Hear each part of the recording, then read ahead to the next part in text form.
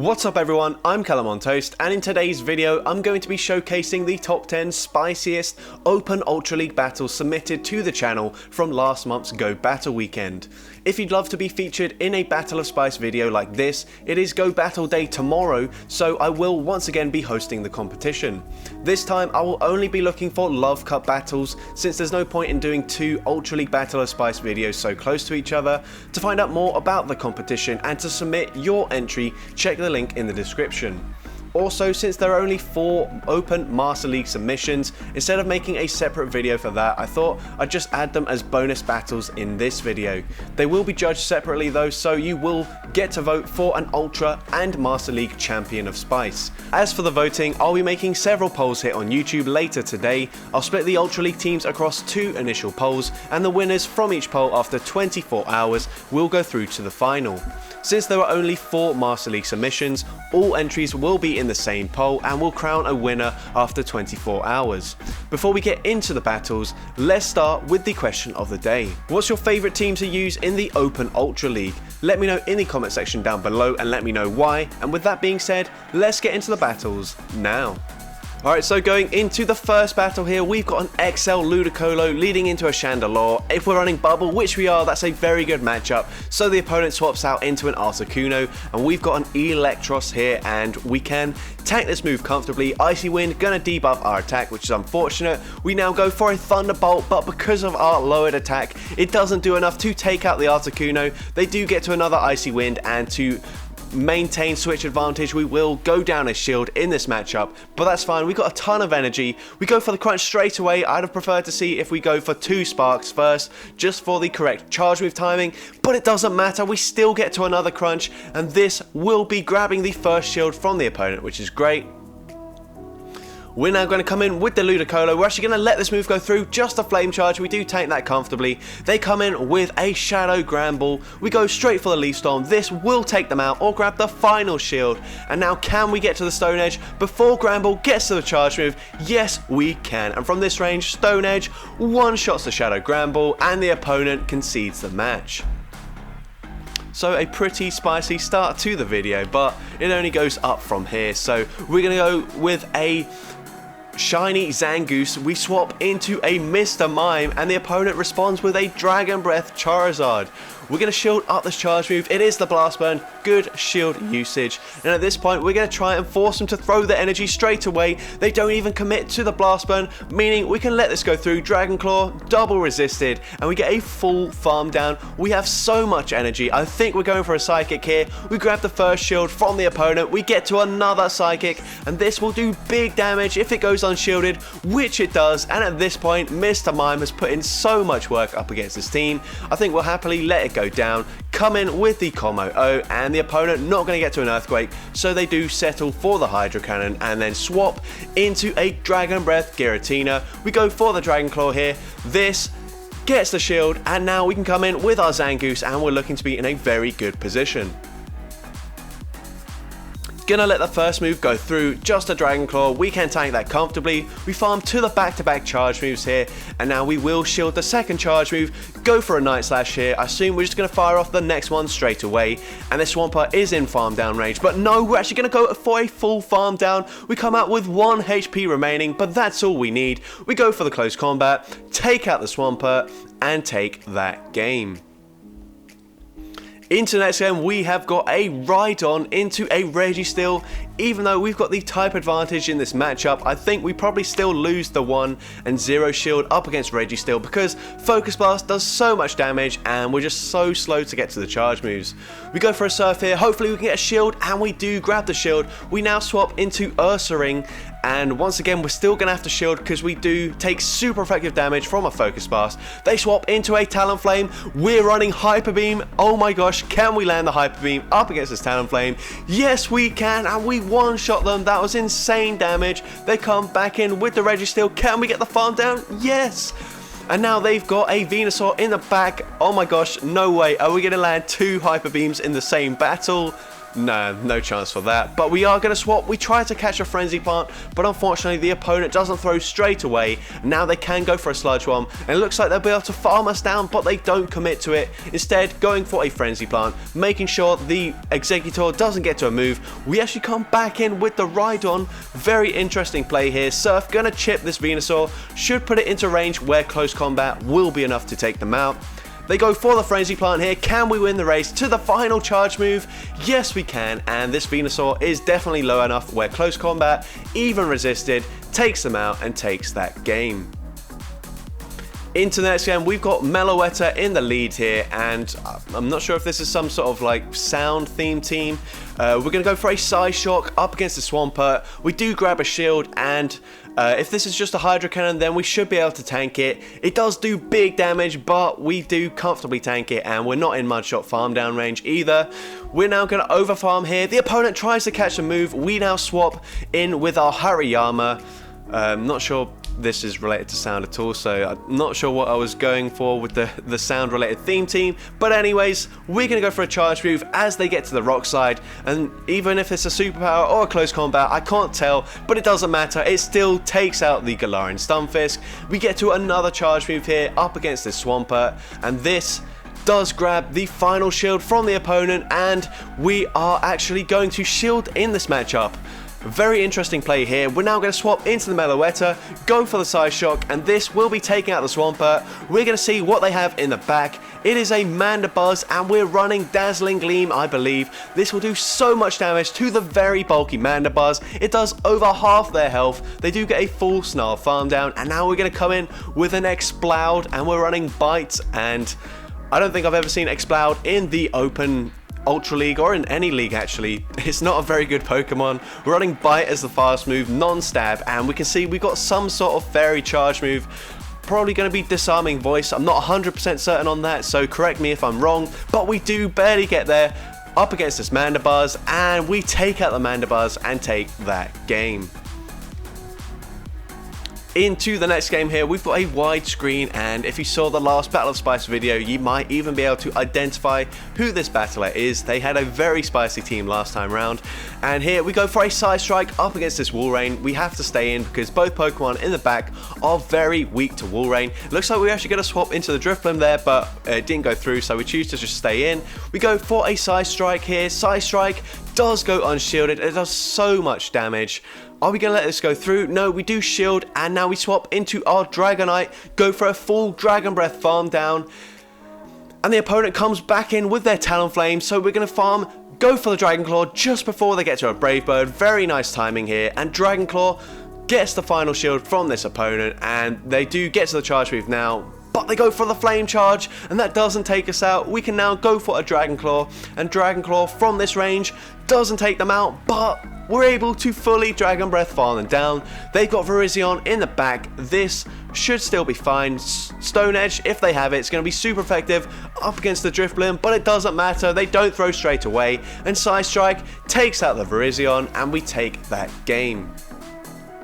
Into the next game, we're leading Aggron into Charizard, the best lead we could see, and they swap into an Ice Shard Walrein. So this opponent, I think they were running Fire Spin on the Charizard as well. Very interesting fast moves on these very strong Pokemon. But here, I think we're going to shield this up. Could be an Earthquake. No, it's a Water Pulse, so the opponent is running all kinds of weird movesets here. They come in with a Venusaur. I'm surprised it's not Razor Leaf, based on the other two Pokemon we've seen. But we go for the Meteor Beam, grab the final shield, and at this point, are we going to let Aggron go down? Yes, we are. We've got two insane glass cannons in the back, so let's see them in use.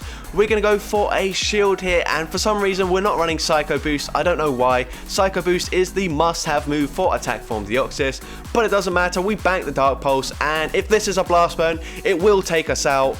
But it's just a Dragon Claw, so we can get to a Thunderbolt, or Thunder even, and Thunder, probably from full health, takes out the Charizard, and we take that game. Into the next game, we've got a very interesting theme team here, as we've got a triple green bipedal horn team, so very specific, but A very interesting team nonetheless. We're going to go for a Night Slash here, build up to the back-to-back charge moves, and Night Slash does go unshielded, of course. They're not even going up to the Earthquake, and honestly, it looks like they don't need to. These Icicle Spears have gotten this Scizor very low already. We're going to go for the Night Slash here. I think this was a CMP tie, and it was, and we do grab a shield from this wall range. So now we're going to shield up the Icicle Spear. Go for another Night Slash here just before this wall rain gets to another charge move. Night Slash grabs the final shield and we get to another Night Slash here. This will take out the wall rain and we still have a shield advantage. They come in with Beware. This is a bit scary.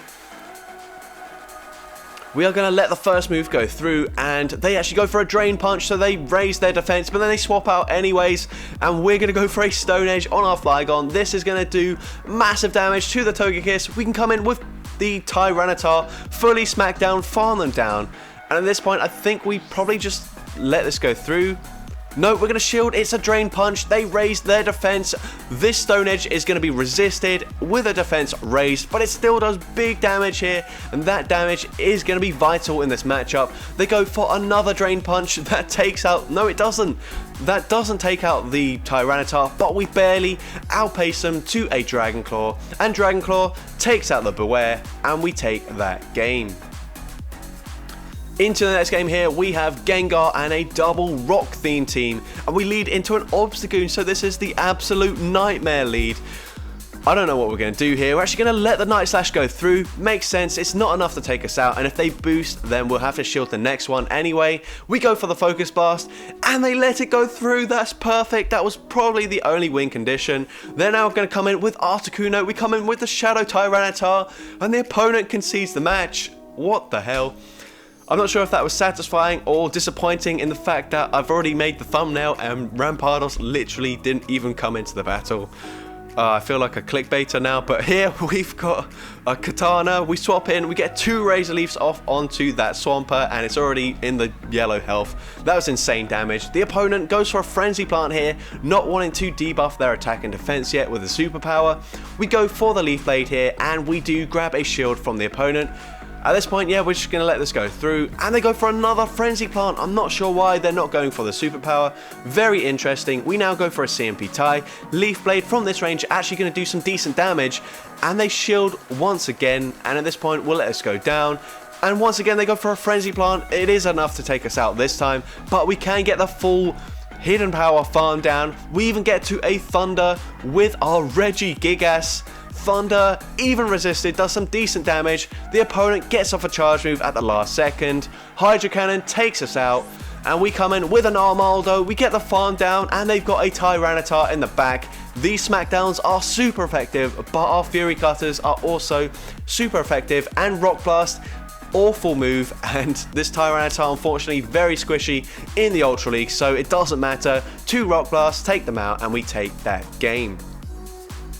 Into next game, we lead with a Nidoking into a Melmetal. Honestly, I haven't seen Melmetal in the Ultra League for ages, but to be honest, I've not seen Nidoking in the Ultra League at all. We're going to swap here, counter swap with a Porygon Z, and we're running Blizzard, so that is absolutely ideal in this matchup.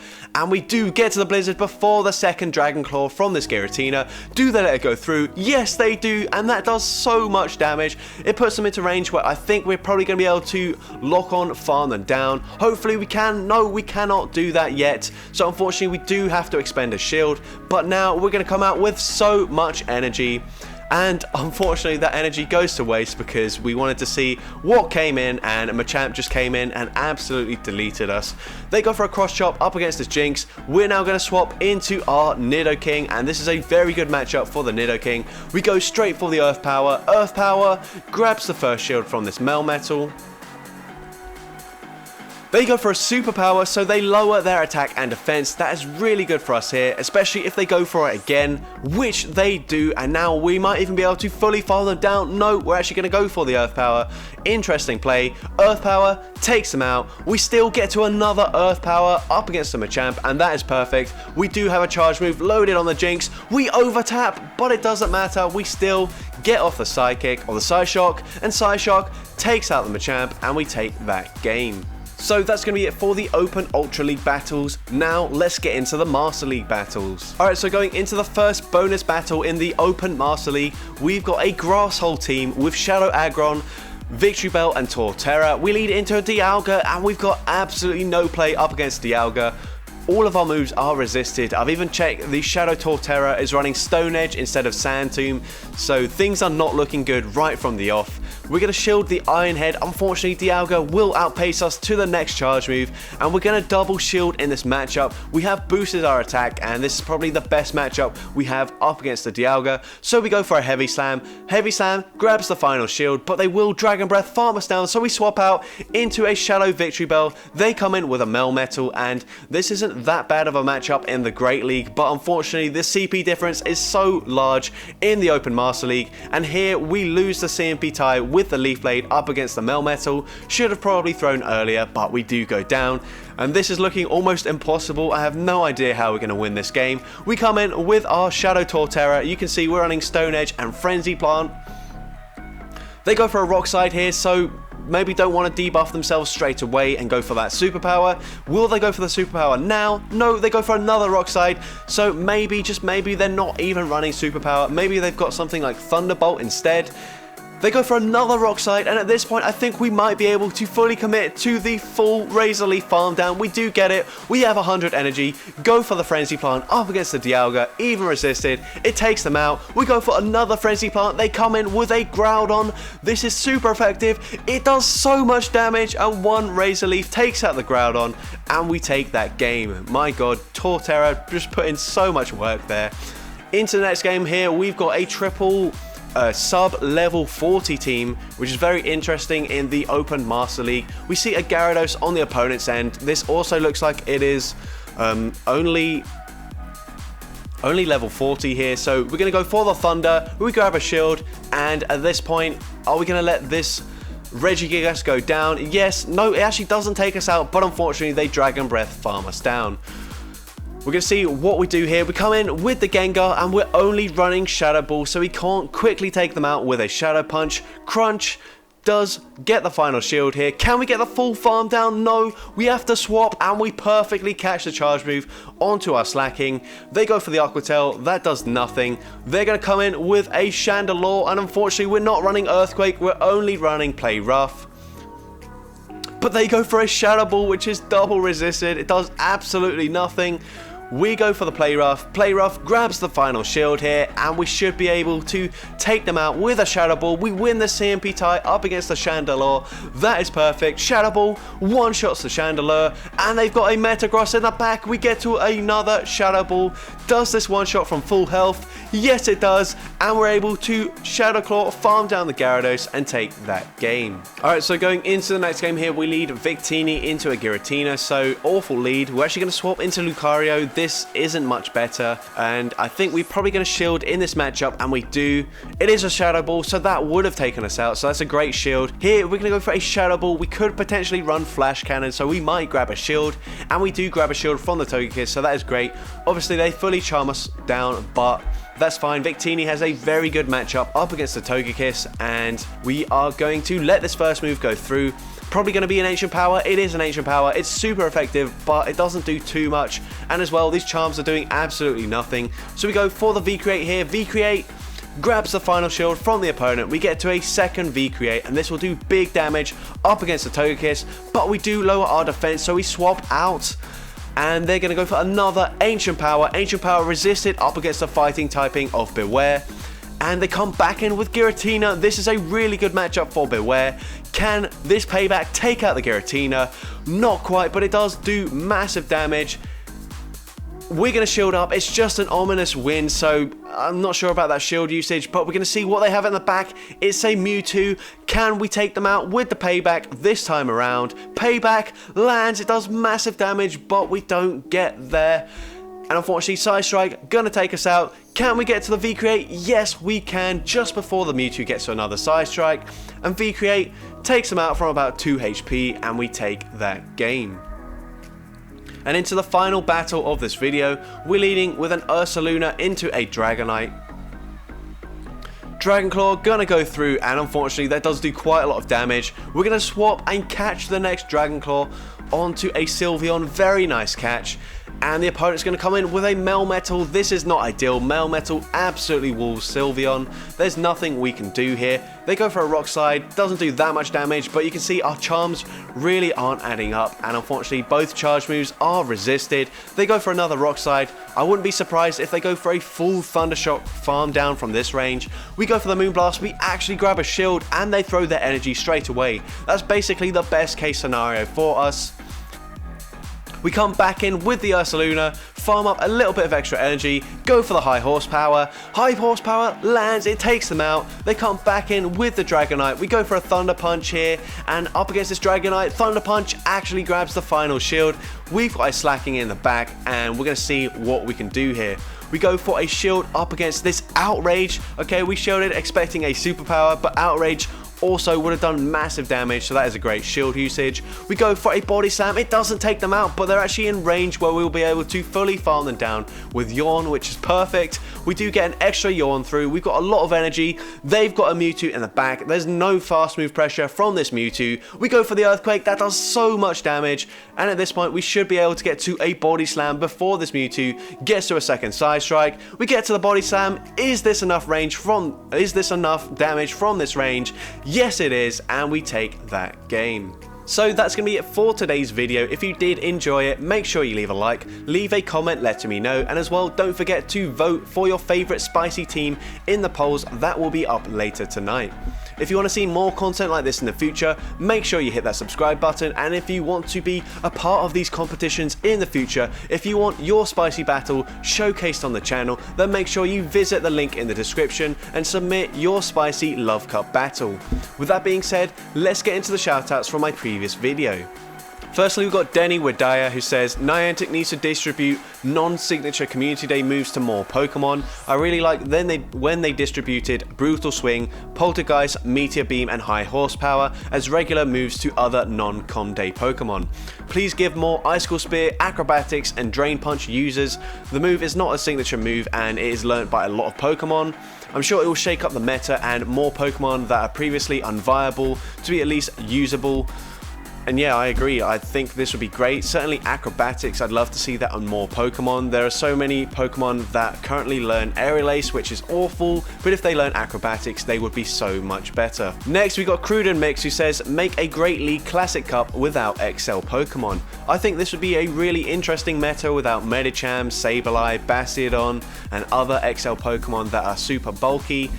I don't see them doing this though, because they did obviously announce this season that Classic Cups won't be returning, although maybe they'd bring a new Classic Cup, I'm not sure. It would be cool to see, but very unlikely. And next we got Fly Gonna Get You, who says making a completely new cup called Great League Super Remix and banning the 60 most used Pokemon.